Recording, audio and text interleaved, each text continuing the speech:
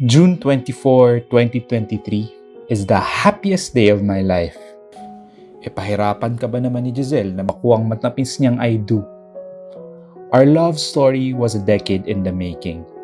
Gizelle had to be courted twice just to get her beautiful yes. Una ako naligaw 10 years ago, pero na friendzone dahil may iba na pala siyang gusto. Pero iba talagang tama sa akin ni Gizelle. Kaya 5 years ago, nung nagkaroon ng second chance para manligaw, nauna na ako sa pila. Courting Gizelle twice made me understand the things she loves. Gizelle loves history. Instead of flowers, she often prefers old Filipino books as gifts. Our favorite dates are history walking tours in Manila. At fan na fan siya ng teleseryeng Maria Clara at Ibarra. Kahit gaano pa siya kabisi sa trabaho, susubaybay siya dito para malaman kung nagkatuluyan na nga ba si Clay at si Fidel. Gizelle loves to laugh with her friends. She has a unique brand of humor. She's frank and direct, but always light-hearted. Mahal na mahal ni Gizelle ang kanyang pamilya. They are the most important people to her. And gets na gets ko yun eh.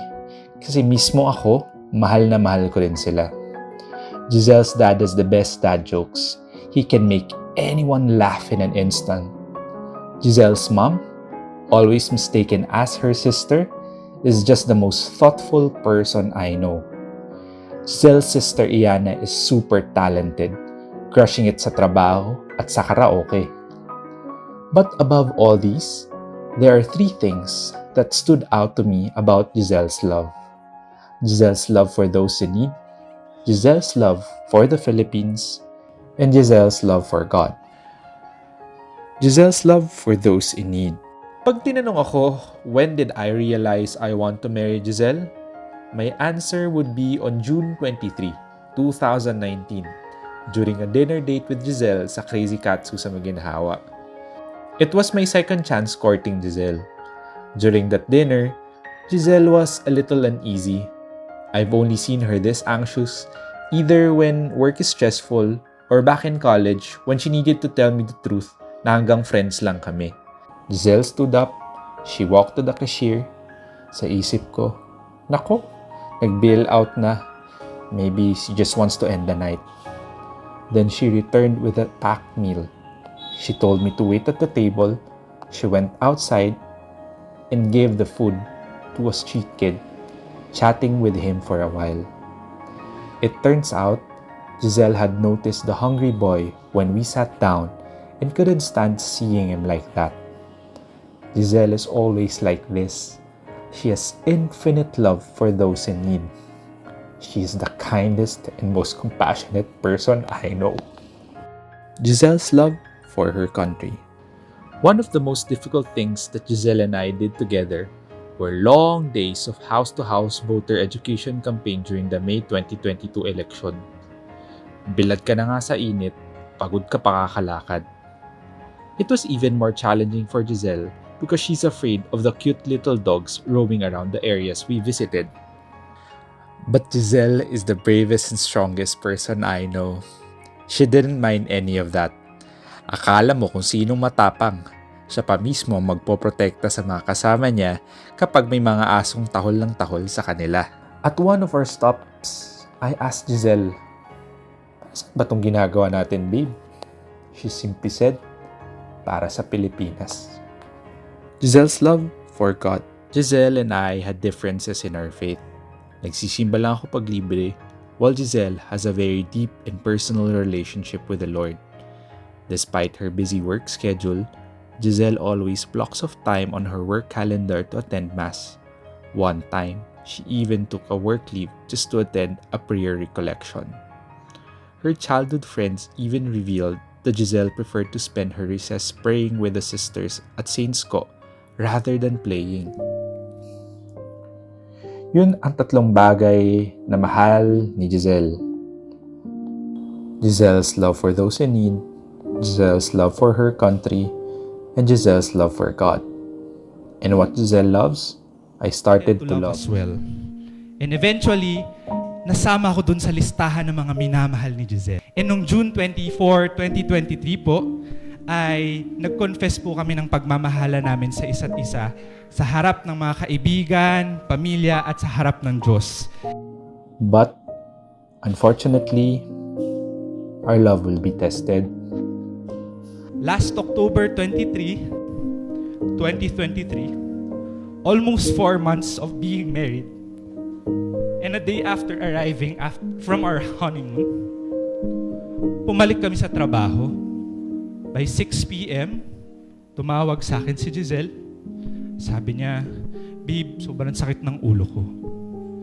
So we rushed her to the hospital, and doon namin nalaman that Gizelle had a rare congenital illness we did not know of, called AVM, arteriovenous malformation. AVM is an illness when the blood vessels are tangled and connected abnormally. Minalas-malas pa. Sa brain po ni Gizelle to nangyari. Gizelle was put into ICU. That was the darkest days of our lives. But Gizelle fought hard. She fought really hard. But after 6 days, God must have had different plans. In last October 29, Gizelle joined our Lord.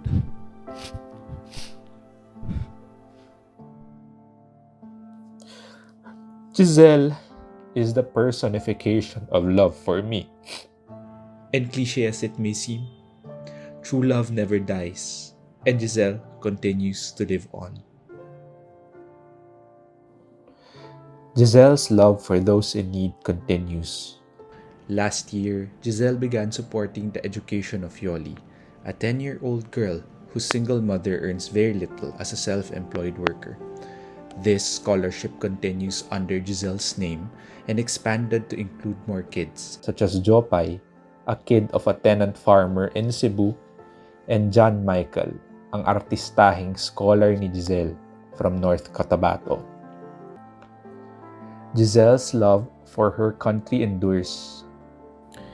Gizelle worked on renewable energy projects worldwide: India, Pakistan, Egypt, and more.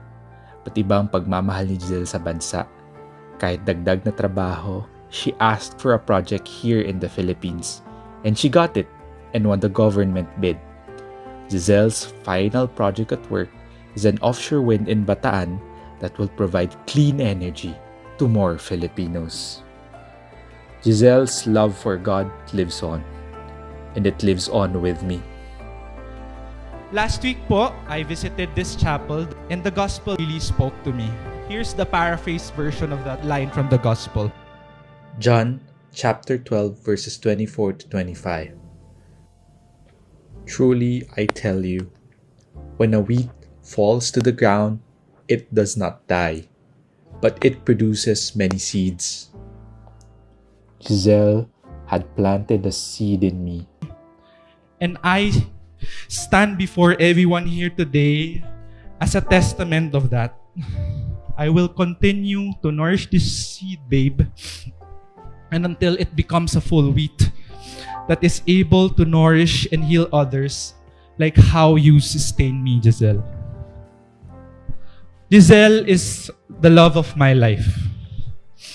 Cliche as it may seem, true love never dies. And Gizelle continues to live on. Maraming salamat po.